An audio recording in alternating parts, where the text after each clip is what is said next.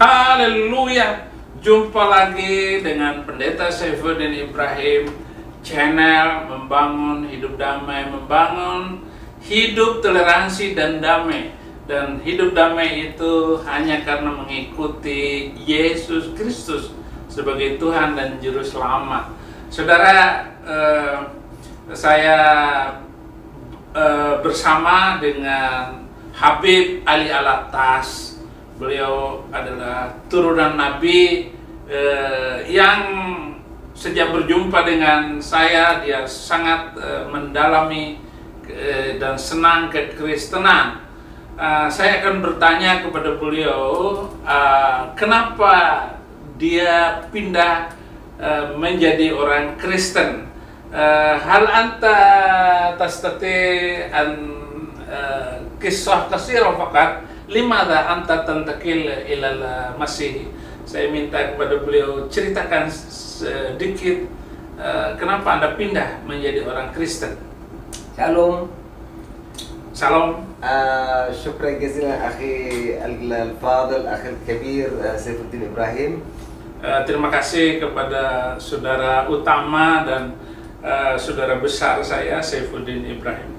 وأريد أن أتحدث اليوم عن قصة قصيرة من أحاديث محمد، وهي التي أنا درستها عندما كنت في الكلية.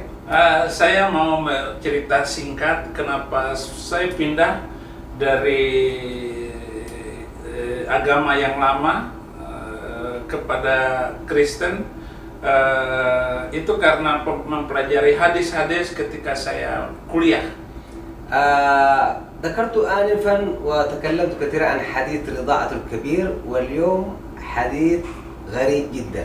Sekarang kalau tadi saya mengingatkan kepada kita tentang hadis menyusui orang dewasa, dan sekarang saya mau menceritakan satu lagi hadis yang aneh menurut saya yang membuat saya masuk Kristen. هذا الحديث اسمه حديث شق صدر محمد. Hadis ini bercerita tentang membedah dada Muhammad. هذا الحديث يقول عن أنس بن مالك. Hadis ini dari Anas bin Malik. يقول بأن جبريل جاء إلى محمد. Ketika itu Jibril datang kepada Muhammad. وهو يلعب مع أصدقائه الأطفال. Dan waktu itu Muhammad bermain dengan teman-teman seumur dengan dia. فمسكه وصرعه في الأرض. Kemudian Jibril memegang dia dan membantingkannya ke tanah. حتى نام محمد. Sehingga Muhammad ketiduran. فقام بشق صدره. شق صدره. Kemudian Jibril membelah dadanya. وأخرج قلبه. Kemudian mengambil dadanya, jantungnya. ثم شق قلبه أيضا. Dan kemudian membelah jantungnya itu. وأخرج منه علقة من الدم. علقة. Dan mengambil dari jantungnya itu darah yang menggumpal. وبعد ذلك قام بغسل القلب. غسله في طشت من ذهب. Setelah itu Jibril mengambil piring emas untuk mencuci jantungnya, baskom. وبعد ذلك بعد أن غسله قام بلأمه بيخيطه، يعني أخاط القلب. Dan setelah dadanya ini kemudian dijahit itu dadanya, jantungnya. ثم أخذ القلب وأدخله في صدر محمد. Kemudian jantung yang sudah dijahit tadi lalu dimasukkan ke dalam dadanya Muhammad. ثم قام بخياطة صدر محمد. Lalu dadanya itu dijahit lagi oleh Jibril. فكان الأطفال أصدقاء محمد يشاهدون هذا القصة. Dan teman-teman Muhammad itu sama-sama kecilnya menyaksikan itu. وكانوا يخافون، خافوا وقاموا وهربوا. Mereka takut dan kabur. ذهبوا إلى أمه. Kasih tahu ke ibunya Muhammad. فقالوا لأمه إن محمد قد قتل، شخص قتل محمد. Dan kasih tahu bahwa seseorang telah membunuh Muhammad.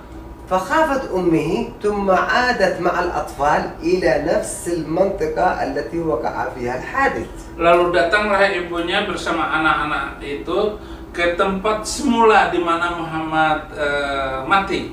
فوجدوا محمد ووجهه مبلول يعني بالعرق ماء في وجهه. Lalu ibunya mendapatkan Muhammad dalam keadaan berkeringat, basah semua dengan keringat. وكان بحالة جيدة ليس ميت. Dia sudah sembuh lagi dan tidak mati. وجبريل لم يكن موجود قد ذهب. Dan Jibril sudah tidak ada lagi karena sudah pergi.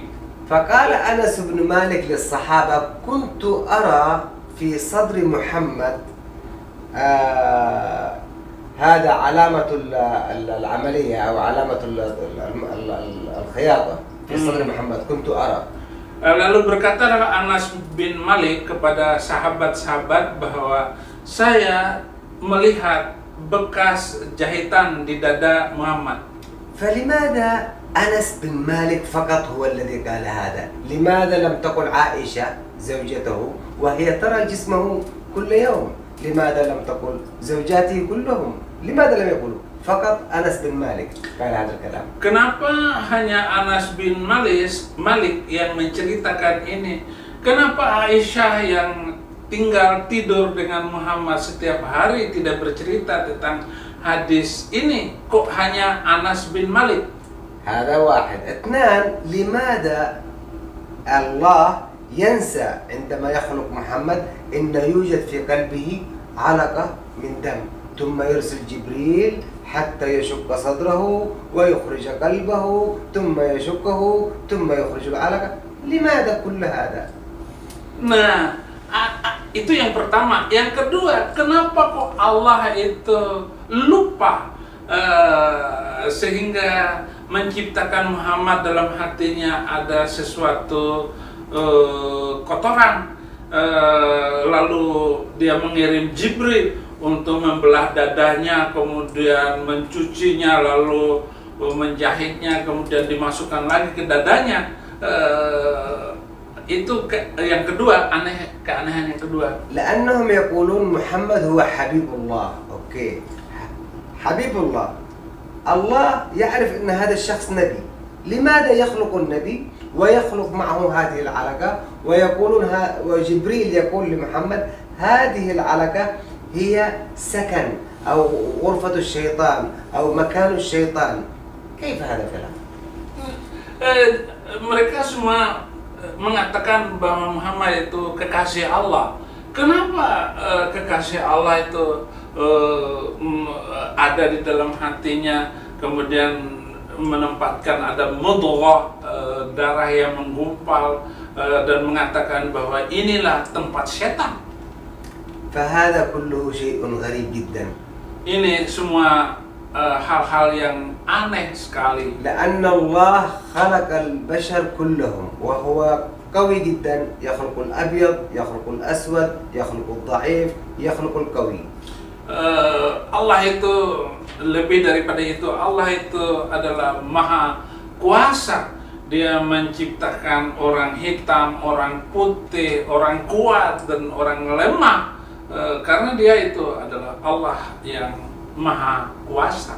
فهذا الحديث عبارة إنه يهين أو يقلل من الله الرب بأن الله ينسى، وبعدين يذكر ويقول يا جبريل اذهب إلى محمد وشق صدره وأخرج قلبه وأخرج هذه العلقة من قلبه لأني نسيتها. Ya, hadis ini berarti melemahkan atau menganggap Allah itu punya kelemahan dengan menciptakan, mengadakan hal-hal yang semacam tadi yang sudah diceritakan. Beliau cepat bicaranya, sehingga saya kurang sempurna menerjemahkan. فالله دائما يخلق البشر ويخلق كل شيء مكتمل، لا يخلق شيئا ناقصا. Allah, maka Allah itu adalah pencipta yang menciptakan manusia secara sempurna, tidak ada yang diperlukan untuk ditambah-tambah. Bahkan Allah itu pencipta yang maha sempurna, tidak menciptakan yang lemah. والله لا يحتاج إلى جبريل أن يذهب ويقوم بعملية دكتور ويشك ويفتح القلب ويفتح الصدر، هذا شيء لا يدخل في العقل. Allah itu tidak memerlukan Jibril untuk pergi kepada Muhammad untuk membedah dadanya dan melakukan kegiatan seperti seorang dokter. Ini secara pikiran, secara akal, yang nggak masuk akal. وكيف جبريل يأتي ويحمل معه طشت من ذهب ويحمل معه ماء زمزم، كل هذا من أين جاء به جبريل؟ Jibril nggak perlu membawa baskom emas dan juga mengambil air zam-zam untuk ini. Dari mana Jibril mendapatkan mangkok emas dan mengambil air zam-zam? هذه كلها قصص محمد. Dan ini semua adalah kisah cerita Muhammad. فأترك لأخي الكبير سيف الدين حتى يتكلم في هذا الموضوع بلغته. Saya serahkan kepada saudara Saifuddin untuk menceritakan di dalam bahasa Indonesia yang benar.